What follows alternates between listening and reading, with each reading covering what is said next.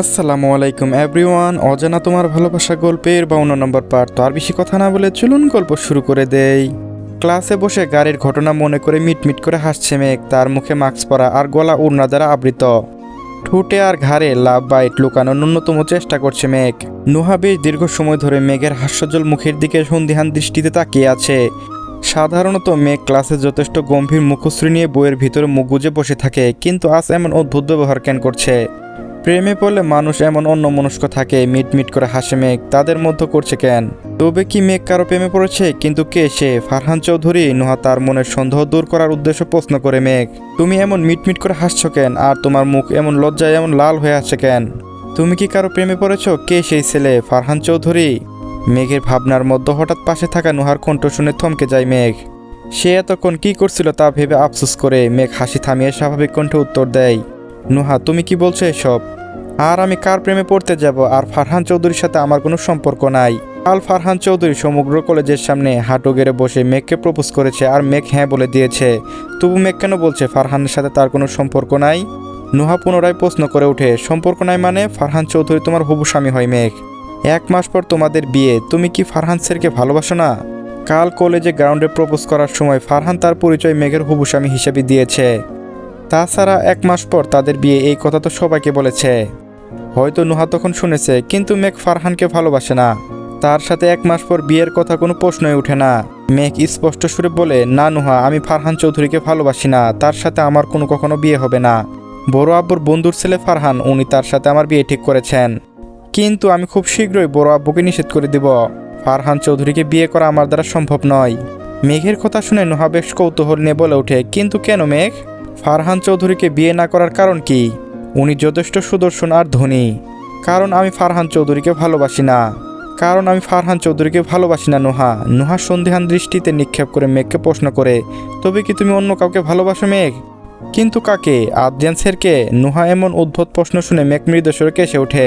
নুহা বেশ সন্দেহান দৃষ্টি নিয়ে মেঘের মুখের আদলে পর্যবেক্ষণ করে।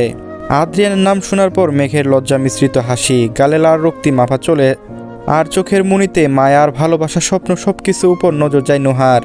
তারা দুইজন যখন আড্ডা দিচ্ছিল তখন ক্লাসরুমে প্রবেশ করে আদ্রিয়ান। ক্লাসের সব ছাত্রছাত্রী উঠে দাঁড়ায় আর জোরে শব্দ করে একসাথে বলে ওঠে, গুড মর্নিং আদ্রিয়ান স্যার। ক্লাসে প্রবেশ করার সর্বপ্রথম আদ্রিয়ানের চোখ যায় শেষের সারিতে বসা মেঘের উপর। মেঘের শান্ত আর মায়াবী মুখ দেখে ঠোঁটের কোণায় মৃদু হাসি জমা হয়। আদ্রিয়ান ক্লাসে প্রবেশ করার পর নুহা আর মেঘের কথা বলা থামিয়ে দেয়। মেঘ চোখ পিট করে তাকায় আদ্রিয়ানের দিকে। গাড়ির ঘটনা ক্ষণিকের সময়ের জন্য ভুলে গেলেও এখন আদ্রিয়ানকে দেখার পর চোখের সামনে সব দৃশ্য ভেসে ওঠে। মেঘ লজ্জায় চোখ সরিয়ে নেয়। আদ্রিয়ান হয়তো মেঘের মনোভাব বুঝলো। মুচকি হেসে সব ছাত্রছাত্রীদের উদ্দেশ্যে বলে, গুড মর্নিং, সবাই বসে যাও। প্রায় 5 মিনিট পর ক্লাস শুরু হয়। মেঘ বইয়ের মধ্যে মুখ গুজে বসে আছে। আদ্রিয়ান বোর্ডের পড়া বুঝিয়ে দিচ্ছে। বোর্ডের পড়া বোঝানোর সময় প্রায় মেঘের চোখ আদ্রিয়ানের উপর পড়ে, কিন্তু তারা দুজন যথেষ্ট স্বাভাবিক আচরণ করে। বাসায় তার স্বামী স্ত্রী হলেও কলেজে আদ্রিয়ান মেঘের টিচার হয়। প্রথম সারিতে বসে থাকা মেয়েদের দলের সম্পূর্ণ মনোযোগ আদ্রিয়ানের উপর। এমন করে তাকিয়ে আছে যেন চোখ দিয়ে গিলে খাচ্ছে। বোর্ডের পড়াশোনা শেষ করে আদ্রিয়ান সকল শিক্ষার্থীদের উদ্দেশ্য করে প্রশ্ন করে, স্টুডেন্ট, তোমরা সবাই কি বোর্ডের পড়া বুঝেছ? কোনো প্রবলেম থাকলে বলতে পারো, আমি সব ক্লিয়ার করে দিব। সকল ছাত্রছাত্রী হ্যাঁ বোধক সম্মতি দিয়ে বলে ওঠে, স্যার আমরা বুঝতে পেরেছি। বোর্ডের লেখা মুছে যখন আদ্রিয়ান ক্লাস শেষ করে রুম থেকে বের হয়ে যাবে, তখন প্রথম সারিতে এক শিক্ষার্থীর নজরে আসে আদ্রিয়ানের গলায় থাকা লাল পার্পেল মার্ক রয়েছে। দূর থেকে মনে হচ্ছে যেন লাভ বাইট। কিন্তু আদ্রিয়ান স্যার তো বিবাহিত নন, তবে কি করে সম্ভব? প্রথম সারিতে একজন মেয়ে দ্রুত জিজ্ঞেস করে, আদ্রিয়ান স্যার আপনার গলায় এমন লাল দাগ হয়ে আছে কেন? পারফেক্ট মার্কের মতো। হঠাৎ একজন ছাত্রীর মুখে এমন প্রশ্ন শুনে আদ্রিয়ান অবাক হয়ে যায়। দ্রুত তার হাত চলে যায় গলায়। মেঘ বইপত্র ব্যাগে গুছিয়ে রাখছিল, কিন্তু প্রশ্নটা তার কানে পৌঁছানো মাত্রই চোখ বড় বড় করে তাকায় আদ্রিয়ানের দিকে। আদ্রিয়ান তার শার্টের কলার উঁচু করে উপরে বোতাম লাগিয়ে নেয়। এরপর মেঘের দিকে তাকিয়ে পৈশাসিক হাসি দিয়ে বলে ওঠে, কাল রাতে খুব বড় একটা মশা এসে গলায় কামড় দিয়েছিল, এই জন্য এমন দাগ হয়ে গেছে। ক্লাসে অন্য ছাত্রছাত্রী পুনরায় প্রশ্ন করে ওঠে, স্যার আপনার বাসায় এত বড় মশা থাকে? আদ্রিয়ান মেঘের দিকে তাকিয়ে সবার চোখের আড়ালে চোখ ডিপ দিয়ে বলে ওঠে, আমার বাসায় বিশাল বড় হাতির সাইজের একটা মশা আছে। এখন প্রায় প্রতি রাতে এমন মশার কামড় খেতে হবে। দাঁত কটমট করে আদ্রিয়ানের দিকে তাকায় মেঘ। কত বড় সাহস মেঘকে মশা বলল, তাও আবার বিশাল বড় হাতির সাইজের। কাল রাতে শুধু মেঘ গলায় কয়েকটা কামড় দিয়েছিল, কিন্তু আদ্রিয়ান যে কাল মেঘের ঠোঁটে গলায় কামড়ে দাগ বসিয়ে দিয়েছে, এই জন্য ইচ্ছা করে গাড়ির মধ্যে কামড় দিয়েছে মেঘ। আদ্রিয়ান মেঘের রাগে মুখ দেখে মুচকি হাসে। ছাত্রীরা জিজ্ঞেস করে, আদ্রিয়ান স্যার আপনি তবে মশার তাড়ানোর কোনো ব্যবস্থা করেন না কেন? তবে ডেঙ্গু হয়ে যাবে তো। আদ্রিয়ান ছাত্রীদের প্রশ্ন শুনে হাসে। এই মশার কামড়ে যদি ডেঙ্গু হয়ে যায় তবুও তার যাবে না। আর আদ্রিয়ান চায় যেন তার সারা শরীরে জুড়ে এই মশার বিস্তার হয়। এই মশা দূরে চলে গেলে তার বাঁচার সাধ্য নাই। আদ্রিয়ান সব কথা মনে মনে বলে, মুখে শুধু বলে, এই মশা খুবই বেয়াদব, আমার শত তাড়ানোর পরও ঘাট থেকে নামছে না। আচ্ছা বাদ দাও এসব কথা, ক্লাস শেষ এখন, আমি আসি। আদ্রিয়ান মেঘের দিকে মুচকি হেসে ক্লাস থেকে বের হয়ে যায়। কাঁধে থাকা ব্যাগ থেকে ফোন বের করে মেঘ আদ্রিয়ানের ফোনে মেসেজ দিয়ে বলে, আদ্রিয়ান স্যার ওই কামড় মশা নয় বরং মেঘ দিয়েছে। কেবিনে বসে মেঘের মেসেজ দেখে শব্দ করে হেসে ওঠে আদ্রিয়ান। এরপর মেসেজের উত্তরে বলে, ওহ তাই, বর্তমানে মশা আর মেঘ দুইটাই খুব দুষ্ট হয়ে যাচ্ছে। মেঘ মৃদু সুরে হেসে মেসেজ করে, আর আপনি ওই দুষ্টু মশার জামাই হন। আদ্রিয়ান ভোঁ কুচকে ফোনের স্ক্রিনের দিকে তাকিয়ে এরপর মেসেজ দেয়, কি আমি মশার জামাই? মেঘ দুষ্টু হেসে আহ্লাদে হয়ে বলে, না আপনি এই মেঘের জামাই হন। আই লাভ ইউ মাই জামাই জান। উফ কি মিষ্টি করে ডাক দিল আমার বউটাই। I love you too my বউ জান। একে অপরের মেসেজ পড়ে দুজনে হেসে ওঠে। এরপর তারা আর কিছু সময় এমন প্রেম আলাপ করে দুপুর প্রায় 2টার সময় কলেজে ছুটি দেয় মেঘের। বেশ দীর্ঘ সময় ধরে গাড়ির ভেতরে ড্রাইভিং সিটে বসে আছে। মেঘের জন্য অপেক্ষা করছে আদ্রিয়ান। কলেজ ছুটি হয়ে গেছে প্রায় 10 মিনিট আগে। মেঘ এখনও কেন বের হচ্ছে না? আদ্রিয়ানের ভাবনার মাঝে হঠাৎ গাড়ির কাছে জানালা কেউ নক করে। আদ্রিয়ান দ্রুত গাড়ির কাছ নামায়। জানালার ওপর পাশে মেঘ দাঁড়িয়ে আছে। আদ্রিয়ান বলে, মেঘ কলেজ ছুটি হয়ে গেছে প্রায় 10 মিনিট আগে, তুমি এতক্ষণ কোথায় ছিলে? তুমি দেরি করে আসলে আমার টেনশন হয়, এখন দ্রুত গাড়িতে উঠে বসো। মেঘ মুখ কাচুমুচু করে আদ্রিয়ানের দিকে তাকায়। ফারহানের সাথে ডেটে যাওয়ার কথা ছিল, কি বলবে আদ্রিয়ানকে? কিন্তু আদ্রিয়ান যদি রাগ করে, ফারহানের সাথে যদি দেখা করতে না দেয় তখন কি করবে মেঘ? মেঘ সিদ্ধান্ত নেয় ফারহানের সাথে ডেটে যাওয়ার কথা লুকিয়ে যাবে। মেঘ ভয়ার্ত কণ্ঠে মিথ্যা অজুহাত দিয়ে বলে, আদ্রিয়ান স্যার আপনি আজ একাই বাসায় যান, আমি নুহার সাথে শপিং মলে যাব। শপিং মলে যাবে মেঘ? হয়তো নতুন জামা কাপড় কেনা প্রয়োজন তাই যাবে, কিন্তু শপিং মলে যাওয়ার জন্য এমন ভয় পাচ্ছে কেন মেঘ? চোখে মুখে ভয়ের স্পষ্ট ফুটে উঠেছে মেঘের, কণ্ঠে অদ্ভুত এক জড়তা।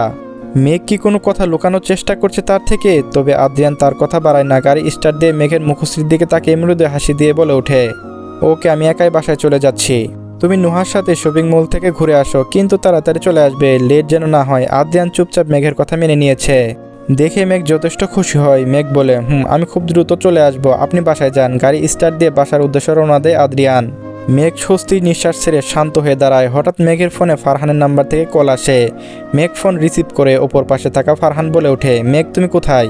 আমি রেস্টুরেন্টে পৌঁছে গেছি। কলেজ কি ছুটি হয়েছে তোমার? মেঘ সম্মতি সূচক উত্তর দেয়, আমার কলেজ ছুটি হয়েছে, আপনি রেস্টুরেন্টে অপেক্ষা করুন, আমি আসছি। ওকে। প্রায় 30 মিনিট পর রেস্টুরেন্টে পৌঁছায় মেঘ। রেস্টুরেন্টের ভেতর প্রবেশ করে দেখে এক পাশে কোনায় এক টেবিলে বসে আছে ফারহান। মেঘ এগিয়ে যায় ফারহানের কাছে, এরপর তার কাছে গিয়ে চেয়ার টেনে বসে পড়ে। ফারহান মেঘকে দেখে বলে, মেঘ তুমি এসে পড়েছ? কখন থেকে তোমার জন্য অপেক্ষা করছি আমি। মেঘ জানে ফারহান বেশ দীর্ঘ সময় ধরে তার জন্য অপেক্ষা করছে। মেঘ বলে, আই এম সরি ফারহান, আমার আসতে একটু দেরি হয়ে গেছে, আপনাকে অনেক সময় ধরে অপেক্ষা করতে হলো। ফারহান মৃদু হেসে উত্তর দেয়, ইটস অল রাইট মেঘ। এখন বলো কি খাবে? তোমার পছন্দের কোনো খাবার অর্ডার দিব আমি? ফারহান, আমি কিছু খাবো না, আমি শুধু আপনার সাথে কিছু জরুরি কথা বলতে চাই।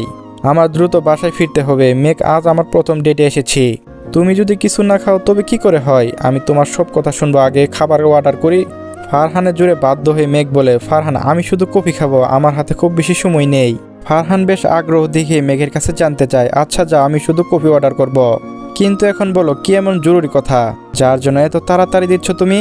এতক্ষণ ফারহানের সাথে কথা বলার জন্য বেশ আগ্রহ প্রকাশ করছিল মেঘ, কিন্তু এখন তার সব কথা কেমন যেন গুলিয়ে যাচ্ছে। কোথা থেকে শুরু করবে কোথায় গিয়ে শেষ করবে তা বুঝতে পারছে না। মেঘ যথেষ্ট ইস্তস্ত বোধ করছিল, তবু মনে সাহস নিয়ে সরাসরি বলে ওঠে, ফারহান স্যার আমার দ্বারা আপনাকে বিয়ে করা সম্ভব নয়। 1 মাস কেন, আগামী 7 জন্মেও আমি আপনার হতে পারবো না। হঠাৎ মেঘের মুখে এমন কথা শুনে ফারহান অবাক হয়ে যায়। অবিশ্বাস্য চোখে তাকায় মেঘের দিকে। ফারহান যেন কথাটা শুনতেও বুঝতে পারেনি। ফারহান বলে, মেঘ তুমি কি বলছো এসব? আমার আর তোমার বিয়ে 1 মাস পর হবে। জামাল আঙ্কেল নিজে আমার আব্বুর সাথে এই বিষয়ে কথা বলেছে। ফারহানের কথার মানে মেঘ বুঝে ওর আব্বু তার বিয়ের জন্য ফারহানের বাবার সাথে কথা বলেছে, কিন্তু সে কি করে ফারহানকে বিয়ে করবে? মেঘ বিবাহিত, তার স্বামী এখনো জীবিত। তাছাড়া মেঘের দ্বারা আদ্রিয়ান ছাড়া অন্য কোনো পুরুষের ভালোবাসা পাওয়া সম্ভব নয়। মেঘ বলে, বড় আব্বুর কথার মান আমি রাখতে চাই ফারহান, কিন্তু আমার দ্বারা আপনাকে বিয়ে করা সম্ভব নয় ফারহান, আমি পারবো না। ফারহান এই যথেষ্ট জোরালো প্রশ্ন করে ওঠে, কিন্তু কেন মেঘ? কেন তুমি আমি বিয়ে করতে পারবে না? এর কারণ কি? উত্তর চাই আমার। ফারহানের প্রশ্নে মেঘ শান্ত সুরে শুধু একটা কথাই বলে, কারণ আমি বিবাহিত ফারহান। স্বামী জীবিত থাকা অবস্থায় অন্য পুরুষকে কি করে আমি বিয়ে করব? মেঘের বিয়ের কথা শুনে ফারহান অবাক হয়নি, কারণ সে জানে মেঘ বিবাহিত, তবু সে চায় মেঘকে বিয়ে করতে।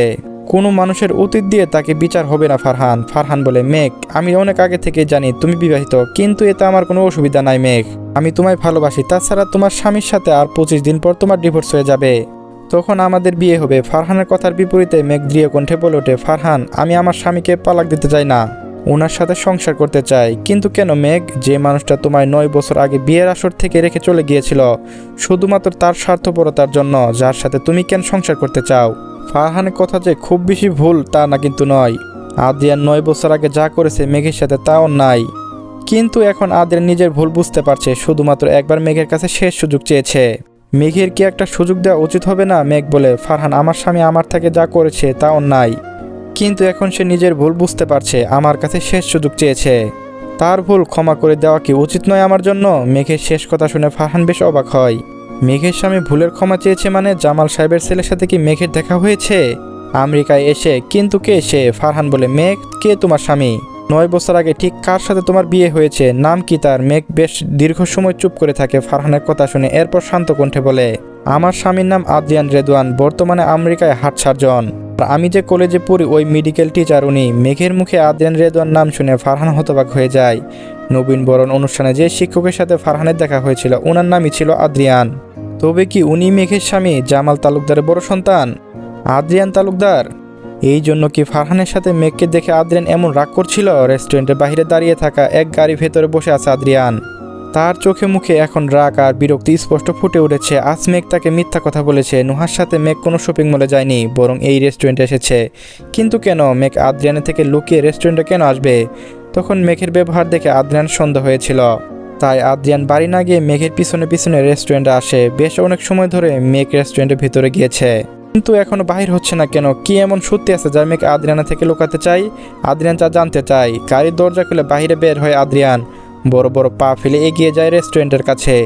রেস্টুরেন্টের কাছে দরজা খুলে ভিতরে প্রবেশ করে আদ্রিয়ান। হঠাৎ দূরে কোনায় বসে থাকার দৃশ্য দেখে হতবাক হয়ে যায়, দাঁত কটমট করে তাকায় সেই দিকে। রাগে খুবে জ্বলে যাচ্ছে তার শরীর। আদ্রিয়ান জোরে শব্দ করে ডাক দেয় মেঘকে, মেঘ। মেঘের ডান পাশে হাত ধরে নিজের কাছে নিয়ে কাঁধে হাত রেখে ফারহান কিছু কথা বলছিল মেঘকে, কিন্তু হঠাৎ দরজায় কারো চিৎকার শুনে দুজনে তাকায় ওই দিকে।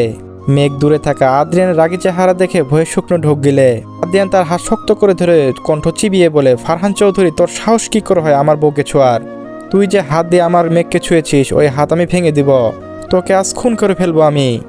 চলবে, গল্পটি কেমন লাগলো অবশ্যই কমেন্টে জানিয়ে যাবেন। পরবর্তী পাঠও খুবই তাড়াতাড়ি দিব। ধন্যবাদ।